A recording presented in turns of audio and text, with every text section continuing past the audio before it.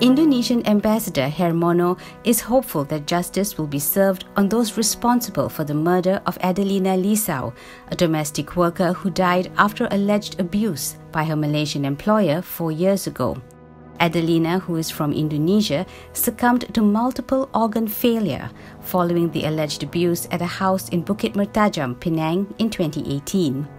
In an interview with FMT, Hermono said the case had gained the attention of Indonesia's government and people who were aghast at the 26-year-old domestic worker's condition. So far, I hope there will be reversed in the federal court, that justice is not served to the late Adelina. A 63-year-old woman, M.A. Ambika, had been accused of murder in causing Adelina's death on February 10, 2018. She was acquitted by the Penang High Court and the acquittal affirmed by the Court of Appeal. The case is now before the Federal Court, where the hearing will continue in April. Hermono said maids were the most vulnerable among migrant workers.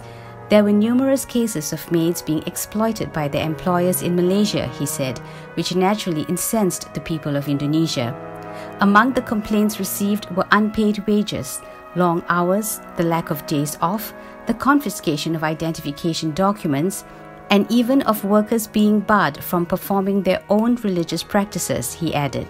I hope the sensitivity of this kind of issues within the Indonesian public, and it may create negative sentiment that our peoples are maltreated in the country. So I hope this also be taken into consideration when we are handling this kind of cases. But of course, people will see the fact how our people are treated in the country. So.